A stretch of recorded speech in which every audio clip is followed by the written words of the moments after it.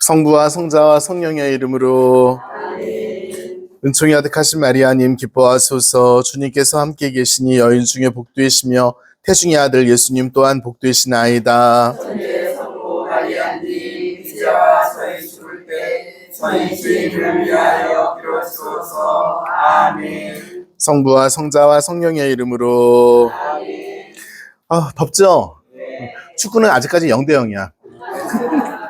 얼른 딱 이렇게 틀어놓고 0대0 딱 끄고 내렸어.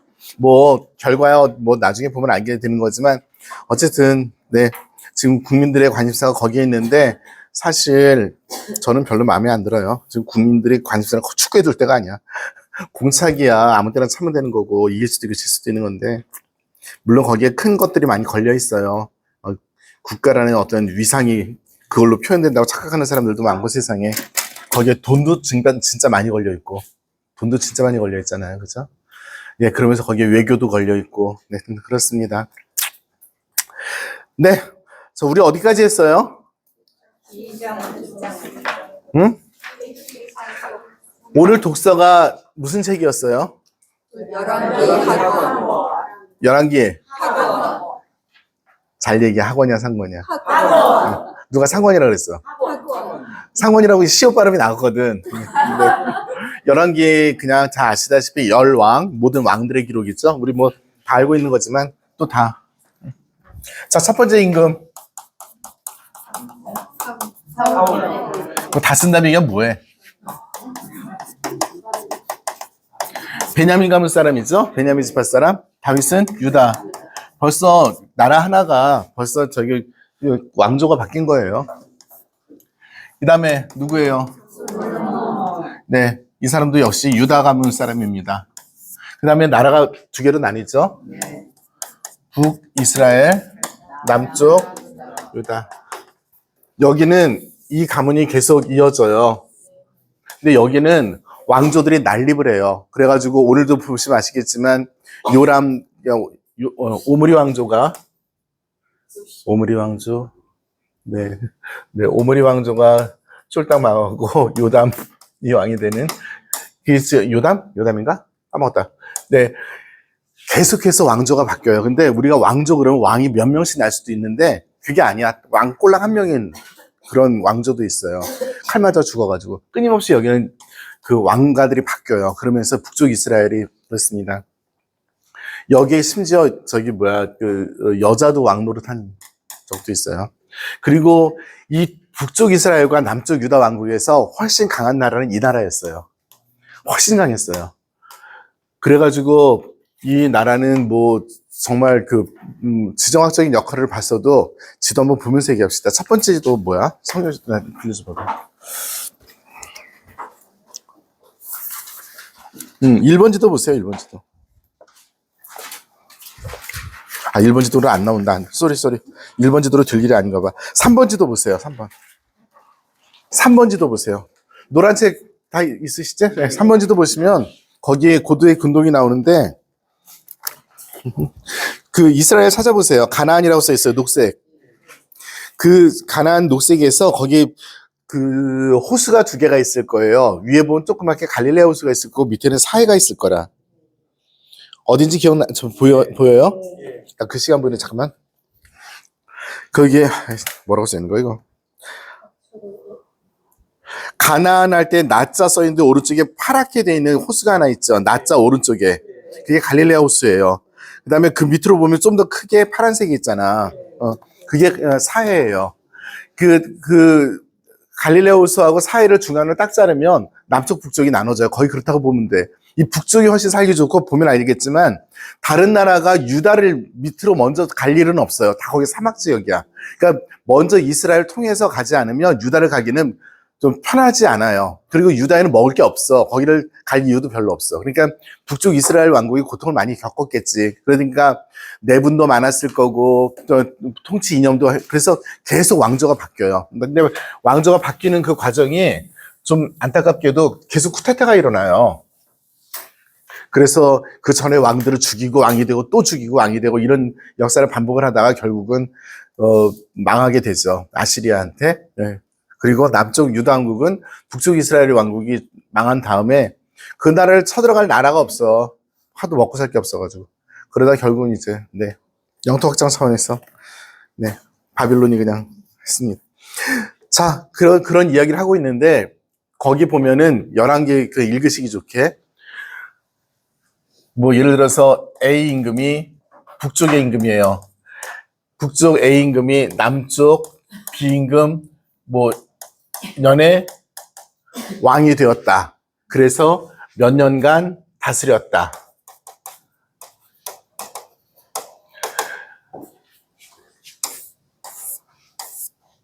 북쪽 임금이 있고 남쪽 임금이 있으면 명단이 있을 거잖아, 쭉 이렇게. 그러니까 이 명단에 북쪽 임금이 A였을 때 여기에 갑자기 B라는 임금이 생겼어요. 그럼 B라는 임금이 생겼을 때 북쪽 임금이 다스린 지 5년이 되었다. 그때 B가 왕이 1년 차지 그때는. 이렇게 되었다. 계속 이런 식으로 기술이 돼가지고 연도를 맞춰줘요. 그래서 그 11개를 읽으면 이게 무슨 소리인가 하는데 계속 비교하는 거예요. 계속. 그러니까 무슨 생각이냐면 이스라엘 사람들은 이렇게 두 나라로 갈라져 있었지만 자기들이 두 나라로 생각을 안 했던 거지. 그래서 하나의 나라로 생각해서 11개 상권이 그 두 나라 이야기를 쭉 하다가 여기 학원에 한 6장쯤 될 거야. 여기서 북쪽 왕국이 망해요. 그리고 나서 그다음부터 남쪽 왕국만, 유다 왕국만 쭉 이어져요. 그러니까 학원을 지금 우리가 읽고 있는 데가 어디냐면 여기 지금 목숨이 간들간들한 요 시점에서 지금 읽고 있는 거예요. 네. 오케이? 네. 아니, 저희 독서 읽으실 때 지금은 좀 알면서 읽어야지 좋아요, 역사를. 그래서 간단하게 말씀드렸습니다. 자, 우리 다시, 우리 어디, 에베소서 하고 있어요? 몇 장까지 했어요? 1장 끝났죠? 네. 자, 에베소서 앞뒤로 우리 미사하고 똑같아. 그러니까 가만 생각해 보니까 말씀의 전례하고 성찬의 전례 두 개 있고 앞뒤로 인사말하고 이게 파견 있잖아. 그것처럼 에베소서도 인사말, 파견, 중간에 교리적인 가르침, 윤리적인 가르침 이 두 개가 있다고 몇 번을 말씀드렸고 자, 2장. 여기는 그러면 교리적인 가르침이에요? 윤리적인 가르침이에요? 교리적인 가르침. 왜냐하면 에베소서가 6장까지 있는데 3장까지 교리에 대한 4장부터는 윤리적인. 기억나시죠? 네. 안 나는 사람 거수. 다시 할게. 아니면 때릴게. 네. 네. 이게 에페소서만큼 딱 부러지게 딱 나눠지는 그 성경이 거의 없어요. 그러니까 이건 나는 그녀의 시선이 어디를 향하는지 한번 쳐다보았다. 아무것도 아닌가 봐. 나는 내가 어디 쳐다봤는지 모르는데 쟤는 왜 저럴까? 그렇게 이런 일도 벌었죠. 네. 자, 죽음에서 생명으로. 우리 에페소서의 메시지가 여러 가지가 있는데 그 중에 하나가 무엇이냐면 예수 그리스도에 의해서 우리가 구원받았습니다. 이거죠. 너무나 당연한 얘기인데 에페소서에서 가장 중요한 메시지예요. 그럼 예수님께서 우리를 구원하신 방법이 어떻게 됐냐면 당신이 죽음으로써 생명을 우리가 얻게 되었대. 스팸으로 의심되는 전화가 왔대. 그리고 이 전화를 받으면 동영상이 끊어진대. 그래서 안 받기로 했어. 근데 계속 날 째려보고 있어. 그 070 전화가 정말 많이 와요. 근데 뭔지는 모르겠는데, 내가 그렇게 유명한 사람인가? 자, 예수 그리스도의 죽음. 자, 여기 재미있는 농담 하나 할게요. 예수님께서 십자가 위에 오르셨죠. 맞아요? 십자가에 올라가서 못 박혀서 하늘에 이렇게 대롱대롱 매달렸잖아. 내려가셨어요? 십자가 밑으로? 십자가 올라가시지 않아요? 십자가에 매달려가지고 이렇게 대롱대롱 매달려서 우리가 올려봐야 되잖아. 하늘에 대롱대롱 매달려서 올려 계시잖아. 십자가 매달려서 올려 계시잖아. 내려 계세요? 나 지금 말장난 중이야. 근데 잘 묵상을 해보세요. 예수 그리스도의 십자가는 당신 자신을 낮추신 내려가심의 극치죠. 어디 써 있어요? 지난 시간에 필리피서 우리 읽었죠?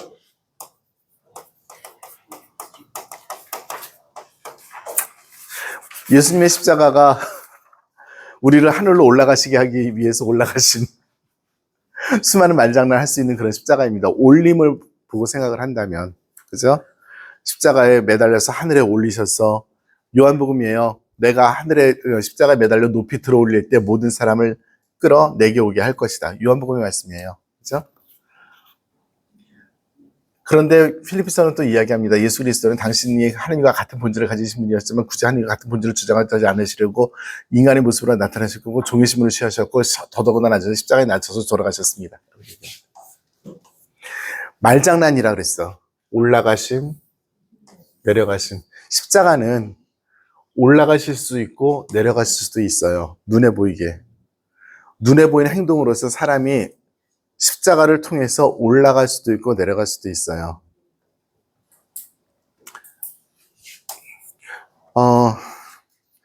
제가 십자가를 얘기하면서 제일 높잖아, 우리 성당에서. 제가 반은 농담으로 얘기하는 거예요. 거룩함의 이름으로, 하느님의 이름으로 우리가 신앙생활을 하는데 십자가인 예수를 바라보면서 막 올라갈 수도 있어요. 근데 예수님께서 계속 내려가셨죠? 근데 어떨 때 필요한 때는 올라가기도 해야 돼. 뭐 알려주기도 해야 되니까. 그런데 제 얘기만이 아니라 내 마음속으로 내가 영광의 예수님을 사랑하는지 낮춰지신 예수님을 더 따르고 싶어 하는지는 항상 우리들의 도전이 될 거예요. 항상. 왜냐하면 결론적으로 예수님께서 구원하신 것은 그것인데 우리가 그것을 바라보면서 살아가는데 그 과정에 우리가 있는데 우리는 많은 경우에 결과를 더 원하니까 과정들이 힘드니까 말장난이에요. 십자가는 신앙인들에게는 이렇게 이중성을 가질 수도 있어요. 그냥 생각하시라고. 자, 읽겠습니다. 2장 1절. 여러분이 전에는 잘못과 죄를 저질러 죽었던 사람입니다. 그 안에서 여러분은 한때 이 세상의 풍조에 따라 공중을 다스리는 지배자, 곧 지금도 순종하지 않은 자들 안에서 작용하는 영을 따라 살았습니다. 우리도 다 한때 그들 가운데 우리의 육의 욕망에 이끌려 살면서 육과 감각이 원하는 것을 따랐습니다. 그리하여 우리도 본디 다른 사람과 마찬가지로 하나님의 진노를 살 수밖에 없었습니다. 그러나 자비가 풍성하신 하나님께서는 우리를 사랑하신 그 큰 사랑으로 잘못을 저질러 죽었던 우리를 그리스도와 함께 다시 살리셨습니다. 여러분 이렇게 은총으로 구원받은 것입니다. 네, 여기까지입니다. 자, 볼까요? 2절 보세요. 우리가 잘못과 죄를 저질러서 죽었던 사람이라고 이야기해요. 그러면 2절부터 우리가 잘못과 죄를 어떻게 저질렀는지를 설명을 해요. 여기 무슨 죄를 저지른 거예요? 이 세상의 풍조에 따르는 것. 네, 또 뭐가 있어요?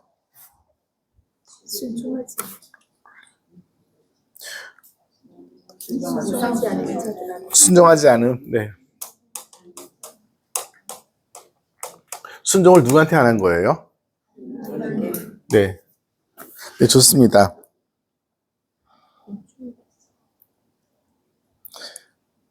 또 뭐가 있어요? 여기 우상숭배 있었다. 우상. 뭐 이상한 영이라고 그랬죠? 네. 네. 네. 육의 욕망에 따라 살고요. 그죠? 네. 그냥 쓰는 거예요. 또 뭐가 있을까요? 감각기관도 있다. 어우.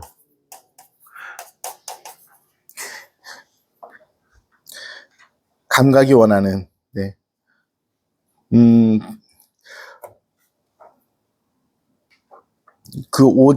각주 5번 보세요. 거기 보면은 감각이라는 것이 어떤 충동이라든지 어떤 뭐라 그랬어? 생각. 그러니까 본성적으로 우리들에게 오는 유혹들이에요. 네. 네. 그럴 수 있습니다. 자, 죄. 우리 에베소서에서 이야기할 때 죄라고 하고 악이라고 하는 것들은 분명히 하느님과 우리를 결별시키는 것들이에요. 그런데 여기서 조금 한번 보도록 합시다.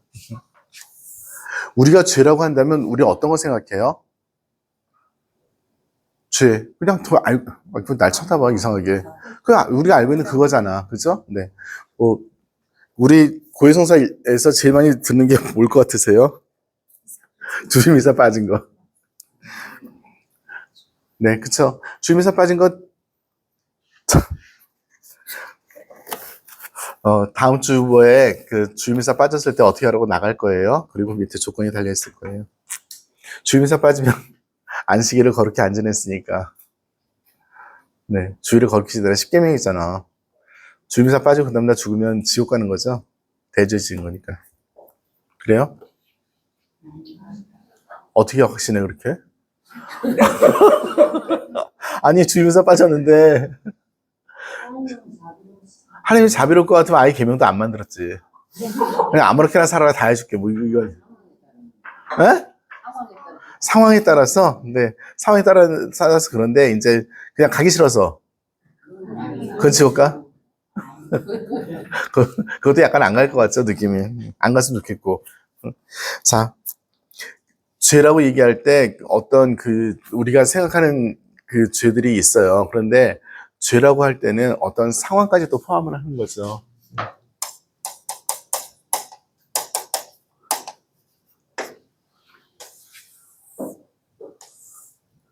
세상에 지금 인류가 가지고 있었던 여러 가지 풍습들이 있잖아요. 그 풍습들 중에서 정말 우리 그리스도교 신자들의 눈으로 보면은 하면 안 될 짓들이, 풍습이 있을 수 있어요. 그래서 빨리 결혼시킨다든지, 아니면 그 몸에다가 이상한 상처를 내고, 꽂고 해서 그걸 미의 표상으로 한다든지, 사람을 갖다 제물로 바친다든지, 이런 건 안 되겠죠. 그죠? 그런가 하면,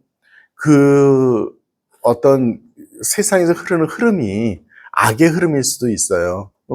그런 흐름들은 계속 있어 왔고요. 지금 우리 자본주의 너무 맹신하지 마세요. 우리 다 알고 있는 얘기죠. 그런가 하면, 우리가 좀 쉽게 찾을 수 있는 여러 가지 풍습들, 이런 것들, 또 이 세상을 통용해 나가는 논리들, 힘이 지금 제일 센 사람이 왕이잖아. 그죠? 네, 그렇습니다.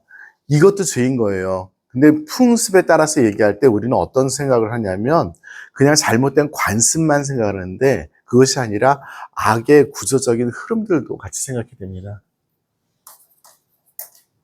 이 구조적 흐름. 이거는 우리가 항상 잘 봐야 돼요. 지금 우리가 악한 것이 통용되는 것들이 무엇이 있는가입니다.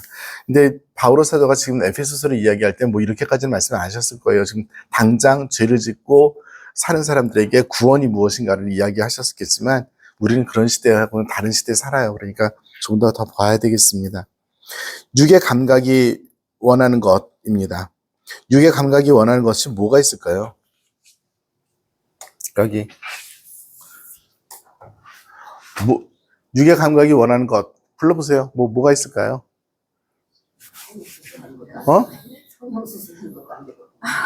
성수하지 마. 그동 갖다 나에게 줘. 몸에다가 칼을 댈 때는 건강을 위해서 대야 돼요. 이쁘게 만들을 어봤자 거기에요. 원판 불변의 법칙. 어떤 인형처럼 되기 위해서, 누구더라? 고양이처럼 되기 위해서 몇십 번 수술하고 이런 사람들이 있잖아. 네.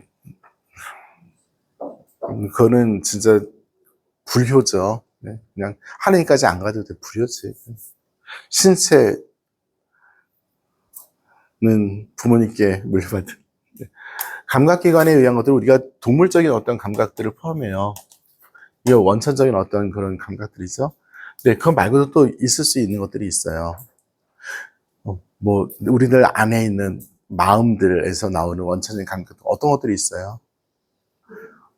그냥 다른 사람 위에 서고 싶고, 그죠? 다른 사람과 비교해가지고, 끊임없이 나오는 거죠. 네.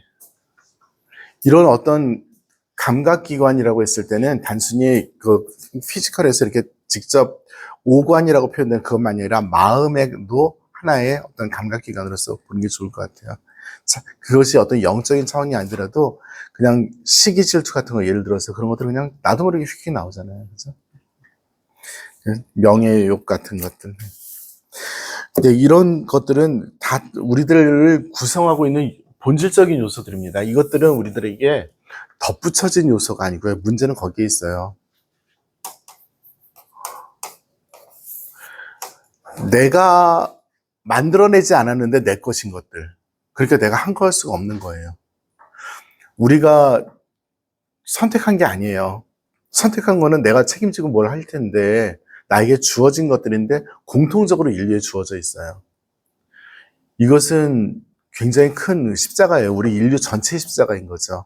그러니까 그 인류가 전체 같이 지고 가는 십자가에서 바로 이런 것들이 제대로 되지 않으면 그 십자가가 점점 더 무거워질 수밖에 없고 경우에 따라서는 그 십자가가 한쪽에 편중될 수밖에 없는 그런 거죠.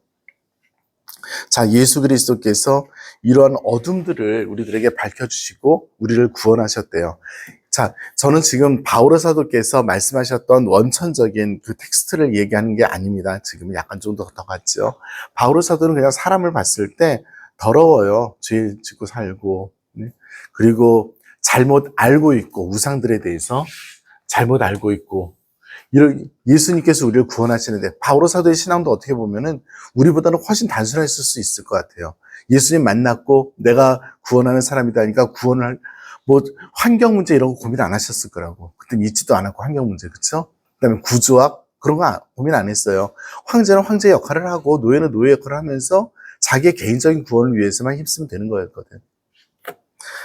근데 지금은 좀 달라요. 그래서 우리가 읽으면서 좀 고민을 해야 되고요. 자, 바오로 사도의 말만 따지고 보면 그런 것들입니다. 저기 그 각주 1번 보세요. 이걸 전제로 해서 각주 1번 보세요. 풍조에 해당하는 그리스 말은 본디 세기, 시대, 세상, 시대의 흐름을 뜻한다. 위에 같은 구절에서는 삶의 방식, 시대 정신 같은 것도 의미할 수 있기 때문에 풍조로 번역한다라고 이야기했습니다. 네. 시대 정신, 삶의 방식 다 좋은 번역들이고 굉장히 큰 번역들이죠. 네. 그러나 이나마를 하나의 인격화한 존재로 이해하기도 한다. 여기는 어렵습니다. 곧 하늘을 반대하는 세상의 모든 성향을 자신 안에 결집한 존재, 공간적 성격과 동시에 시간적 성격까지 겸비한 초인적인 세력이 있다는 것입니다. 그래서 그들을 신으로 번역하기도 합니다. 그래서 이 풍조는 그 시대 사람들이 맹신하고 있는 어떤 신적인까지는 아니어도 강한 힘을 가지고 있는 지배적인 어떤 무엇을 이야기할 수 있어요. 그래서 거기서 얘기하는 것을 영지주의를 이야기를 합니다. 네. 영지주의 우리 설명을 들은 적이 있죠. 네, 네. 좋습니다. 영지주의는 굉장히 열심한 사람들이 잘 믿었던 거예요. 왜냐하면 해석이 안 되니까. 열심하다는 뜻은 천주교 신자라는 뜻은 아닙니다.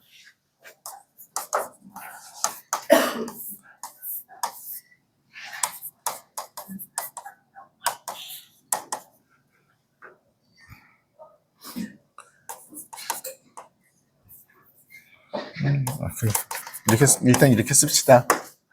영지주의 대표적인 두 가지 흐름은 이분법적인 세계관을 가지고 있다는 겁니다.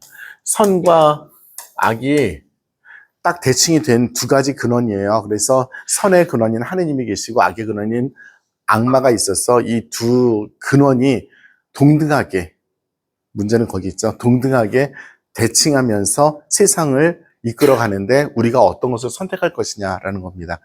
영지주의적인 세계관을 가진 사람들은 그리스 사람들이 주로 많이 그랬고요. 헬레니즘에서, 네, 그렇죠. 그리고 이 영지적인 생각이 조금 들어와 있는 복음서가 요한복음서, 빛과 어둠, 낮과 밤 이런 구별들. 네. 그래서 이것이 있고요. 또 한 가지는 염세적입니다. 그러니까 잘 살아야 돼요. 악에 빠지지 않으려면 매일 얼굴 씻고 마음 씻고 깔끔히 하고 더러운 사람들하고 안 놀고 이래야지 끝까지 빛의 자녀로 살아갈 수 있어요. 그러니까 이 염세주의적인 약간 결벽증적인, 이거 함부로 쓰면 안 될 거는 같은데, 약간 결벽증적인 그런 어떤 삶을 살아야 돼요. 내 삶에서 더러운 것은 다 배제시켜야 돼요. 나쁜 사람 다 배제시키고, 더러운 말 다 배제시키고, 미워하는 말은 다 배제시키고. 그러니까 너무 힘들겠죠. 네. 영지주의는 그래서 자기들끼리 모여 살아요. 모여 살고 열심히 살고 그런 것을 하려고 노력을 합니다.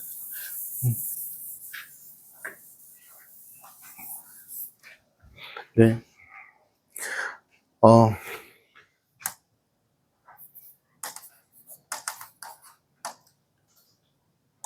아이고. 쾌락주의야?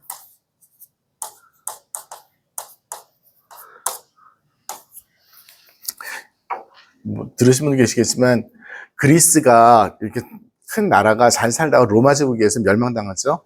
멸망당하는데 그 로마 제국은 그 사람들은 문화를 갖고 있었던 사람들이 아니에요. 그냥 군사력만 갖고 있었고 잘 정비된 제도만 갖고 있었던 사람들입니다. 이 사람들이 그 최고의 문명 국가인 그리스를 그냥 칼로 제압을 합니다. 그러니까 그리스 사람들은 야만인들한테 지금 점령을 당한 거예요. 그러니까 점령 당한 다음에 국가가 정신이 없죠. 패닉에 빠진 거죠. 우리가 저따위 것들한테 지다니.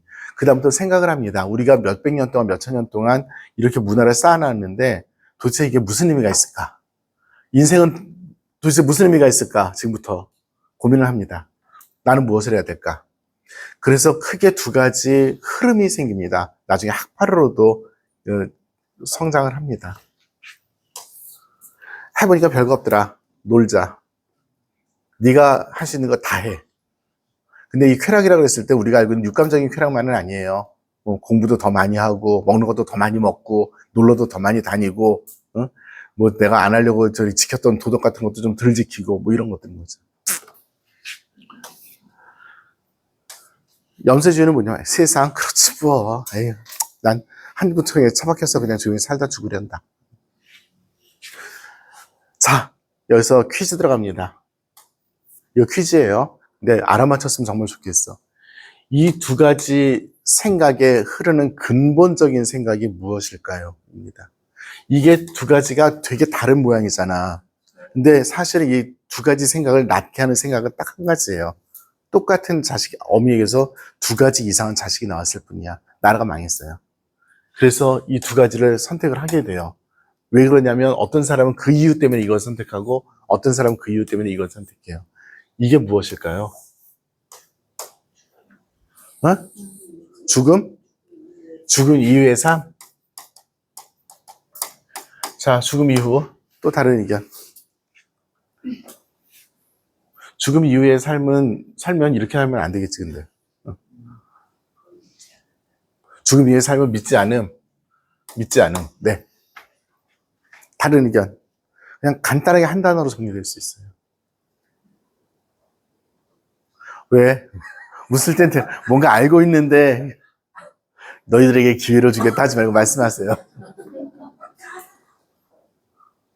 허무요. 허무.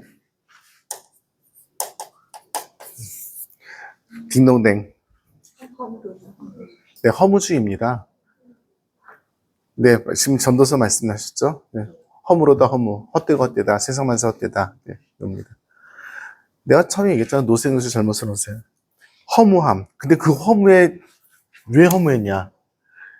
사람이 쌓아놓은 것들이 허무해진 거예요. 그리스 문화와 철학이라는 것은 철저하게 인간 중심의 철학입니다. 그것이 다 깨진 거죠. 그러고 나니까 우리가 쌓아놨던 그 수많은 것들이 아무 의미가 없이 그냥 적대국의 군화발에 다 짓밟히고 집들 불타고 신전들 파괴되고 그 쌓아놨던 학문적인 어떤 업적들 무시당하고 지금 심지어 노예로 끌려가고 그러니까 이런 얘기를 하는 거예요. 이 영지주의가 가지고 있었던 생각도 바로 이 허무하고 통합니다. 아무것도 지금 말씀하신 이 죽은 이후의 삶을 생각하지 않는다는 것이 하느님이 없다는 얘기잖아요. 결론적으로. 인류가 가지고 있었던 가장 근본적인 통찰이 바로 이것입니다. 하느님 없으면 아무것도 아닌 거예요. 그런데 우리는 계속 하느님 없는 삶을 선택을 하는 거지. 죄라고 얘기할 때 지금 제가 계속 죄 얘기를 하고 있는데요.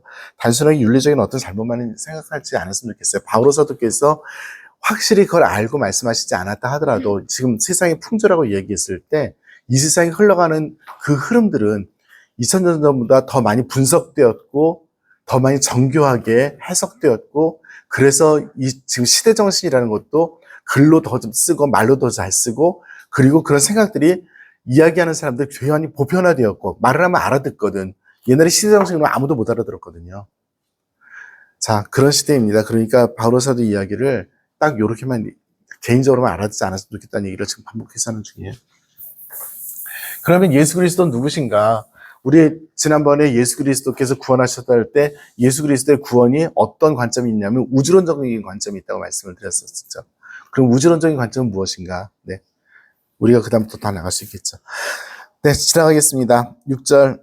하느님께서는 그리스도 예수님 안에서 우리를 그분과 함께 일으키시고 그분과 함께 하늘에 앉히셨습니다. 하느님께서는 이렇게 그리스도 예수님 안에서 우리에게 베푸신 호의로 당신의 은총이 얼마나 엄청나게 풍성한지를 앞으로 올 모든 시대에 보여주려고 하셨습니다.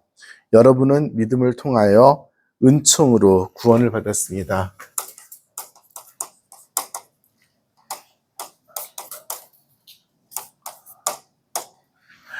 네, 개신교 저번에 한번 말씀드렸죠. 그 구원을 얻는 것은 오직 믿음만으로, 오직 은총만으로, 오직 또 하나 뭐였어요? 얘기 안 했어요? 했어요. 떠들어보지 마. 떠드는 사람이면 떠드는 거야. 성경. 그렇죠? 제가 삼솔라 말씀을 드렸었죠. 솔라 피데, 솔라 그라시아, 솔라 스크립투라라고 말씀드려서 오로지 믿음만으로 구원된다. 오로지 은총만으로 구원된다. 사람이 어떤 뭘 해도 그거는 구원의 효과가 없다. 오로지 성경 말씀으로만 구원된다. 그래서 전례라든지 관습이라든지 이런 것들은 아무것도 아니다. 네, 개신교의 근본적인 생각입니다.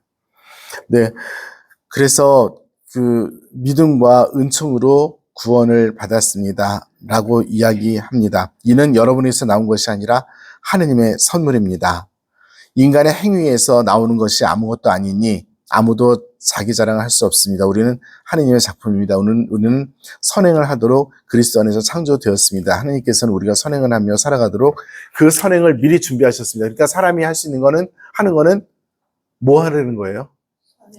선행을 하는데 그 선행이 지 거래 남의 거래? 하느님 거래요. 근데 하느님 거 맞아요? 오로지 하느님 거? 우리 그렇게 느끼면서 해요. 내가 선행을 할 때 하느님께서 내 대신 하시는 건 아닐 거고 내가 하는데, 그죠? 하느님의 은총으로 내가 선행을 할 무엇을 얻은 것, 이렇게 그렇게 해석을 하는 거죠. 자, 저는 여기서 그냥 질문하겠습니다.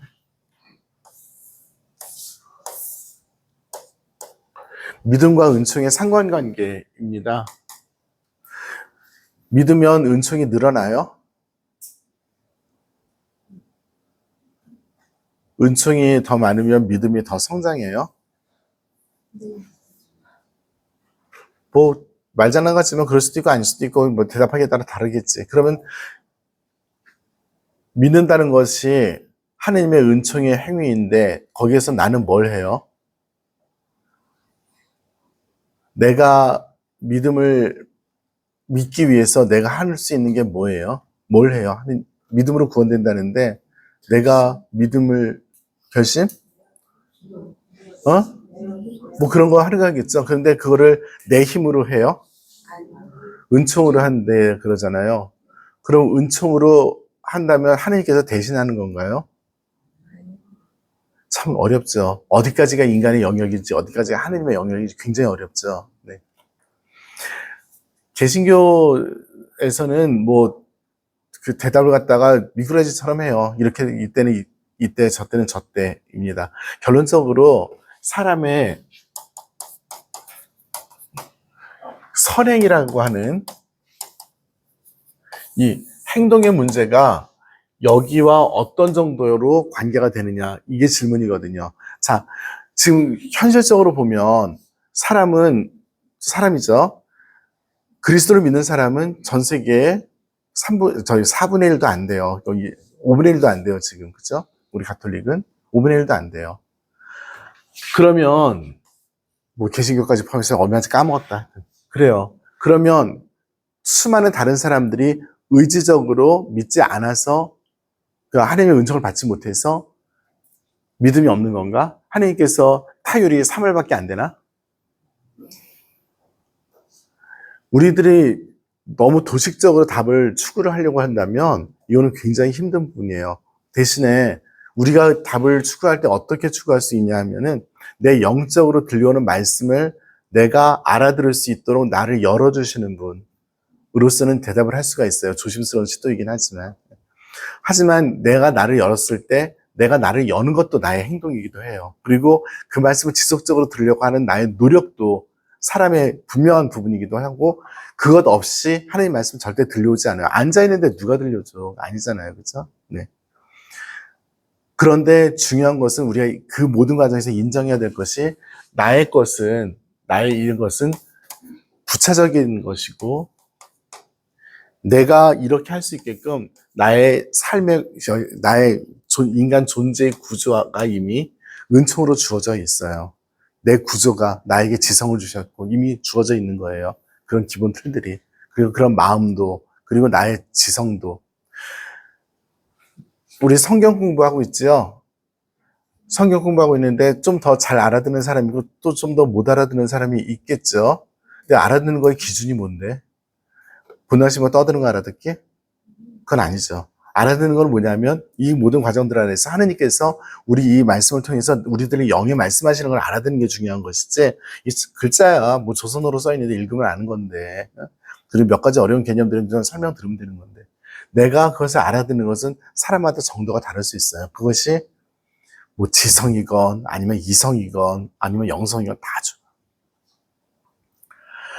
다 좋은데 그것을 갖다가 잘 알아들었다라고 판단할 수 있는 기준은 어떤 거예요?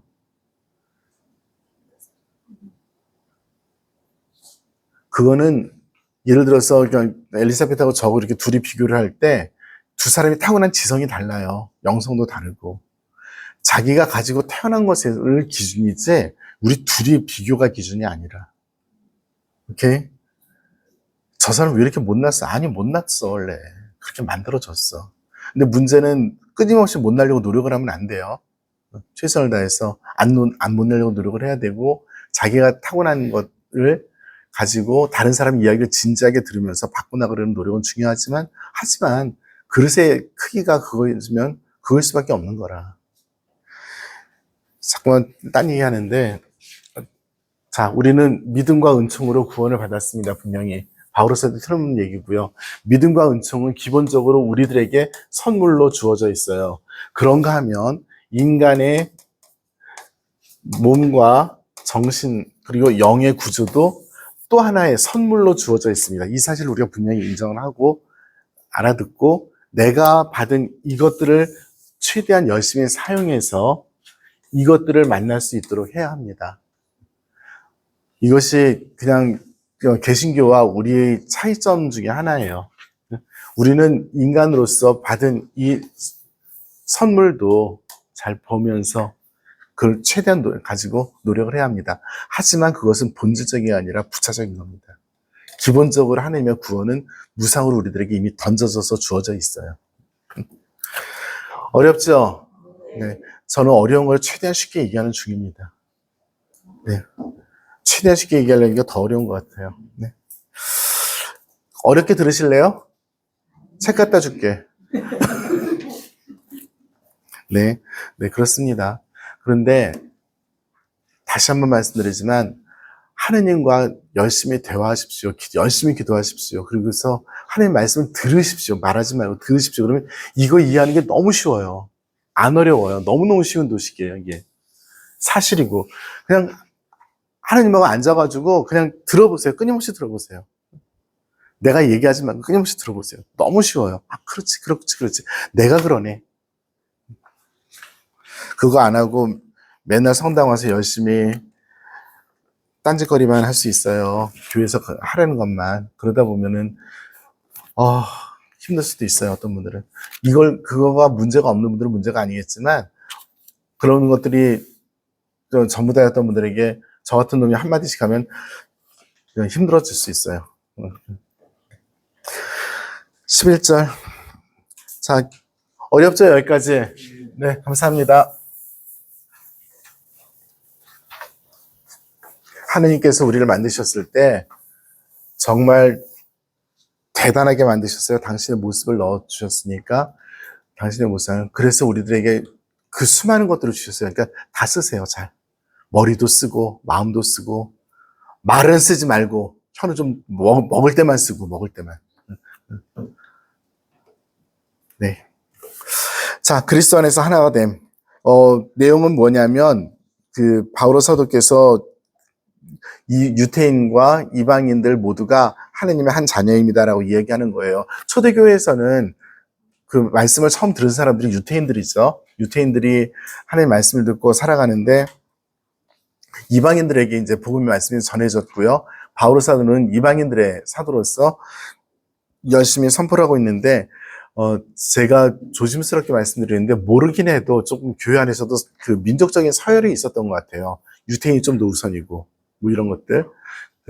한 예를 들면 뭐 성경에 나와 있는 예니까 사도행전에 보면 7 보조자를 선택한 것이 유태인 과부들이 다른 나라 과부들보다 밥을 좀 더 빨리 받아 먹어서 싸워서 그런 거잖아요. 그리고 바오로 사도는 이방인들의 사도이고 12사도 중에 한 분이 아니에요. 베드로와 그 다른 12사도가 있었고요.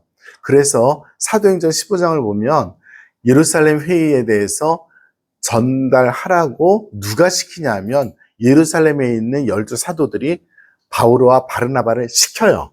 그걸 보면은 바오로 사도는 주류 세력이 아니었던 거예요. 교회 안에서. 아무리 개인적으로 뛰어나고 뭐 어쩌고저쩌고 했다 하더라도 주류 세력이 아니었던 거예요. 그랬을 때 이것이 무엇을 이야기해 주냐면 그리스도교 안에서는 유태인들이 먼저 표현을 나쁘게 하겠습니다. 득세를 하고 있었던 거죠. 자. 여기 이만큼 되는구나. 여기 어디? 시나이 반도. 여기 어디? 이집트. 여기 어디? 이스라엘. 이만큼이 이제 뭐 유럽을 비롯해서 아시아 지역까지 유럽. 그렇죠? 자, 여기 예루살렘에서 시작된 이 교회는 처음에 여기 선교를 할 때 어디를 가냐면 큰 도시를 가겠죠. 큰 도시로서 특별히 뭐가 있는 곳에 가겠어요? 네? 그렇죠. 디아스포라가 있는 쪽으로 가죠. 회당. 디아스포라가 뭐예요? 유태인들 공동체가 있는 그 도시들을 디아스포라라고 하죠. 그러니까 유태인들 공동체를 디아스포라라고 그러죠. 그래서 여러 지역에 디아스포라들이 있었고 그 디아스포라에는 당연히 회당이 있었겠죠. 12사도들은 이스라엘 말밖에 못했잖아요. 그러니까 이분들이 선교를 할 때 아무리 통역을 쓴다 하더라도 외국에 나가는 거는 좀 무리였던 것 같아요. 그래서 여러 지역의 회당들을 다니는데 84년에 유태인들이 정합니다. 그리스도교 신자들, 떨거지들은 회당 출입금지. 그래가지고 그다음부터는 이 디아스포라에 못 들어가는 거예요. 그러면 어떻게 돼요? 이방인들한테 가야지. 그래서 바울 사도께서 열심히 선교를 하는데 바울 사도가 유리해진 거예요. 근데 이 12사도들은 보니까 그 12사도들과 그 후계자들은 보니까 이 바울 사도의 세력이 훨씬 더 커지니까 그죠? 여기서 무슨 문제가 생겼을까?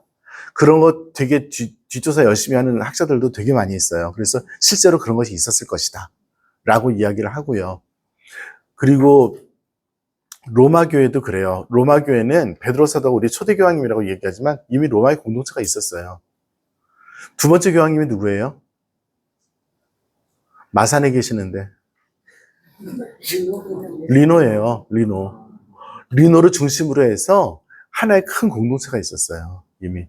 그래서 리노가 어떻게 보면은 그 로마의 큰 공동체 주교급이었는데 베드로 사도가 로마에 가서 계시면서 로마를 중심으로 해서 리노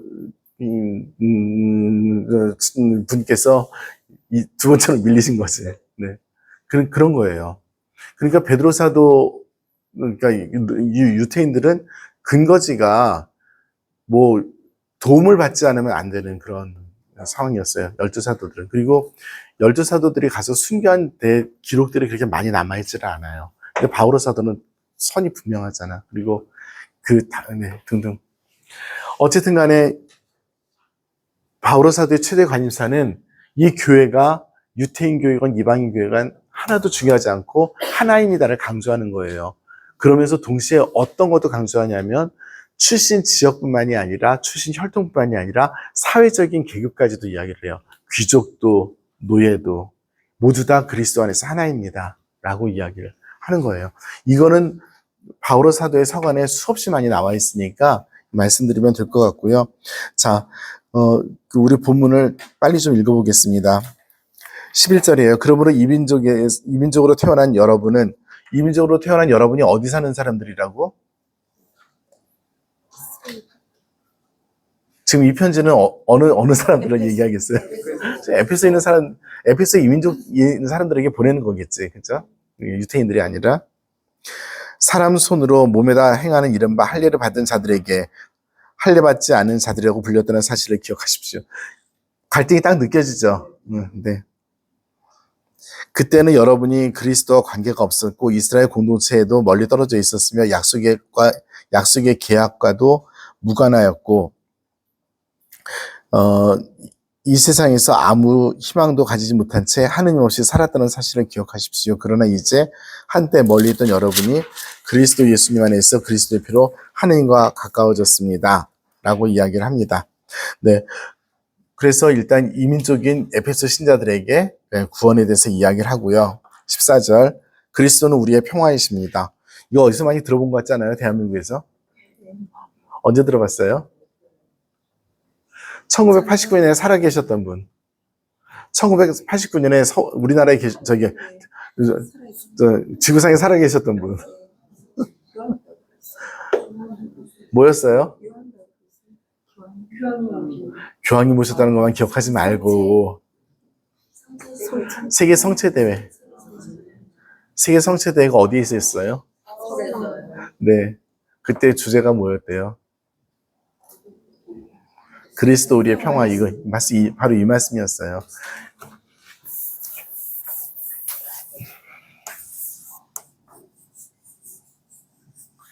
기억나세요? 이 마크? 네. 세계 성취대회 마크잖아, 이게. 우리 동그란 십자가 빨갛고 하얗게, 아니면 하얗고 빨갛게 했던, 이게 한국 가톨릭교회 공식 십자가입니다. 모르셨죠? 근데 공식 십자가인지 알았냐고. 질문에 대답을 하시오. 내 질문이 뭔데 왜 쓰잘데없는 대답을 하냐고. 알고 있었어. 잘났다.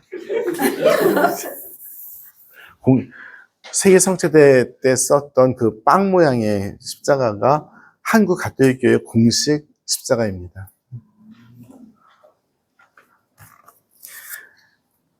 우리 성당이 그 로고를 좀 잘 이용해서 썼으면 하는 생각이 좀 들긴 하는데 어쨌든 그렇습니다. 그때 우리 한국 천주교회에서는 그리스도 우리의 평화. 라틴어로 해볼 사람? 네. 크리스투스 박스 노스트라. 네. 네. 그때 여의도에 가셨던 분 한번 거수. 10월에, 그때가 9월 며칠이었지? 10월 며칠이었지? 10 며칠이었던 것 같아요. 가셨던 분. 네. 우리 모르는 사이에 같은 공기 마셨어요. 네. 반갑습니다. 네. 여기서 평화의 개념은 무엇이냐면, 잘 보세요. 인종과 민족이 하나 되는 거였어요. 유태인과 이방인이 하나 되는 게 평화였어요. 우리 그때 정할 때 누구와 누가 하나 되길 바랬을까요? 전 세계 모든 사람들, 그리고 남북이. 네.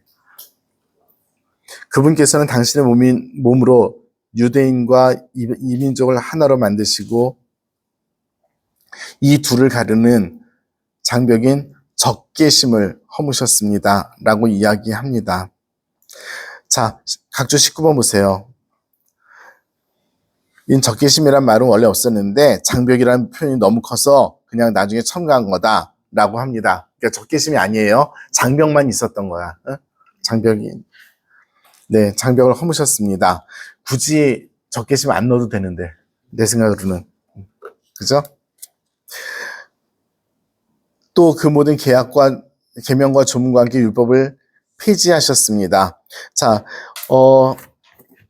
우리 굉장히 도전적인 표현이기 때문에 확인하고 지나가겠습니다. 마태복음 5장.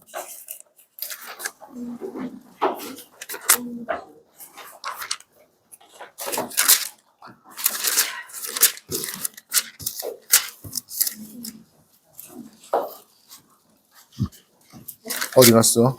5장 17절 보세요. 5장 17절. 마태복음 5장 17절.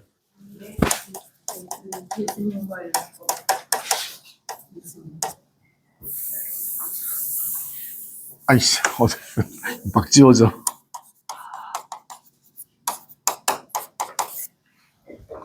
네. 마태복음 5장 9절을 여러 번 말씀을 드렸기 때문에 다시 말씀드리고 싶지는 않은데, 그래도, 네. 5장 10절에 예수님께서 뭐라고 말씀하셨냐면, 율법서와 예언서의 1점 유력도 없어지지 않을 것이다. 라고 말씀하셨죠. 그리고 당신은 그걸 폐기하러 온 것이 아니라 완성하러 왔다. 이렇게 말씀하셨는데, 지금은 바울서는 뭐라고 그랬어요? 율법 조문을 폐지하러 하셨다고 써있잖아요. 이거 어떤 문제가 있을까? 네. 자, 일단 마태복음을 보세요. 마태복음 보시면 21절 보세요. 살인해서는 안 된다. 살인한 자는 재판에 넘겨져야 한다고 하신 옛 계명을 너희는 들었다. 그런데 나는 이렇게 말한다 하면서 새로운 차원의 계명을 말씀하시죠. 이런 것들이 1년의 시리즈로 나와 있는 것이 마태복음서 5장입니다. 율법의 말씀은 안 없어져요. 대신에 예수님께서 하신 것은 율법의 말씀을 갖다가 더 올바르게, 더 하느님의 마음에 맞게 우리들에게 알려주신 거죠. 자, 그렇다면 바오로 사도는 어떤 차원에서 말씀을 하실까? 15절. 그 모든 계명과 조문과 함께 율법을 폐지하셨습니다. 그렇게 하여 당신 안에서 두 인간을 하나의 새 인간으로 창조하시고 평화를 이룩하시어 십자가를 통하여 양쪽을 한 몸 안에서 하느님과 화해시키시어 그 적개심을 당신 안에서 없애셨습니다. 라고 합니다. 자, 그렇다면 여기서 바오로 사도가 이야기하는 율법과 계명을 없앴다 라고 한다면 그것은 어떤 의미가 있을까? 이건 답은 로마서에서 가서 찾아야 합니다. 자, 우리 로마서 8장쯤 될 것 같은데.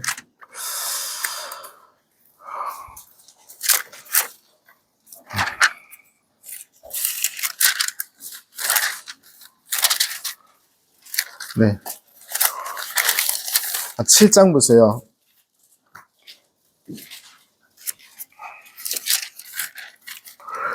율법에서 해방된 그리스도인이라고 나와 있죠. 예, 여기 읽어보시면 다 아시겠죠. 바오로 사도에 의하면 율법은 어떤 기능을 했냐면 율법을 없애는다는 표현 때문에 말씀드리는 거예요. 율법은 자 보세요. 율법에서 가장 대표적인 것이 뭐예요? 우리 계명 중에서 10계명 있죠. 네, 한 분이신 하나님을 섬겨라. 한 분이신 하나님을 섬겨라. 안 섬기면 어떻게 돼요?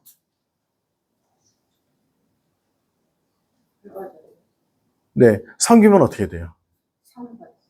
섬기려면 어떻게 해야 돼요? 자, 섬기려면, 하나님을 섬기려면 어떻게 해야 돼요? 네, 좋아요.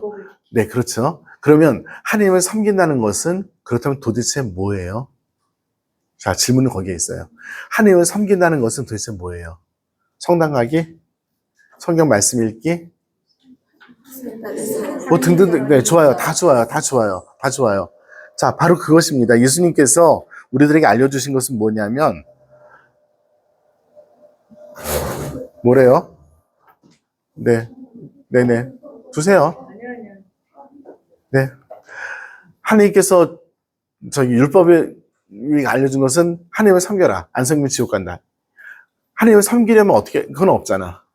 그리고 하나님을 섬기는 길에 대한 설명도 없잖아. 그런데 예수님께서는 하나님을 섬겨라 했을 때 어떻게 하는 것이 섬기는 건데 알려주셨죠. 이웃을 사랑해라. 그쵸? 바로 그거예요. 예수님께서 율법서를 폐지했다는 것은 자꾸로서의 율법서를 폐지한 것이 아니라 율법 정신을 구약에 가지고 있었던 이 판단 기능을 바오로 사도에 의하면 율법은 뭘 했냐면 이렇게 하면 선이다, 이렇게 하면 악이다만 했지 어떻게 하면 구원을 얻을 수 있는가 이것은 하나도 설명하지 않았다라고 얘기를 하는 거예요. 자, 저 보세요. 8절 보세요. 7절 보세요. 그렇다면 우리가 무엇이라고 말해야 합니까? 율법이 죄입니까? 결코 그렇지 않습니다. 그러나 율법이 없었다면 나는 죄를 몰랐을 것입니다. 율법이 해준 건 뭐냐면 이렇게 하면 죄가 된다만 알려줬지 어떻게 하면 구원을 얻는다는 걸 안 알려줬다는 거예요. 그래서 우리는 어떤 것을 해야 되냐면 율법에 따른 잣부에 의한 것이 아니라 성령을 통해서 살아야 된다는 것입니다. 그래서 8장 보세요. 8장 1절 보면 이제 그리스도 예수님 안에 있는 이들은 단죄를 받을 일이 없습니다. 왜냐하면 그리스도 안에서는 생명을 주시는 성령의 법이 율법을 대신해서 그 자리에 왔기 때문에 성령의 법, 우리에게 생명을 주고 구원을 주는 성령의 법이 율법을 대신했기 때문에 그것을 따르면 됩니다. 라는 거예요. 그러니까 마테오복음을 중심으로 한 유태인들의 생각은 그 율법을 그대로 고수하면서 율법의 말씀을 갖다가 더 확장 해석하는 것인 거고요. 바오로 사도는 그 율법이 가진 아주 어떻게 보면 답답한 그 고리타분한 생각을 아예 조금은 폐기라는 표현은 뭐냐면 그것이 가지고 있었던 기능이 한참 모자르다라고 생각을 하는 거죠. 그러면서 무엇을 해야 되느냐를 알려주는 그런 것인 거죠. 그래서 이 두 개가 말 표현의 정도가 정말 달라요. 하지만 본질적으로는 똑같은 거예요. 뭐냐면 구약의 율법이 완전하지 않고 예수 그리스도에 의해서 주어진 율법이 완전하다는 것을 이야기하고 있는 건데 정도가 달라요. 서로 수속되어 있던 것이 다르기 때문에. 네. 그래서 이방인들에게 바울은 굉장히 고마운 사람입니다. 구약의 율법에 매이지 않고도 얼마든지 살아갈 수 있도록 해주었기 때문에 그렇습니다. 그리고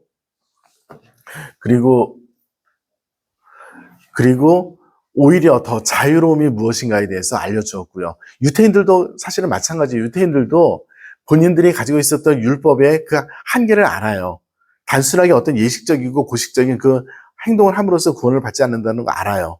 그렇다면 우리가 무엇을 할 수 있고 무엇을 해야 되는가에 대해서 질문했을 때 예수 그리스도께서 가져오신 새로운 해석들은 정말 인간답다부터 시작을 해서 하나님께서는 정말 우리를 이렇게 사랑하시는구나라고 믿을 수 있는 그 길을 열어주신 거죠.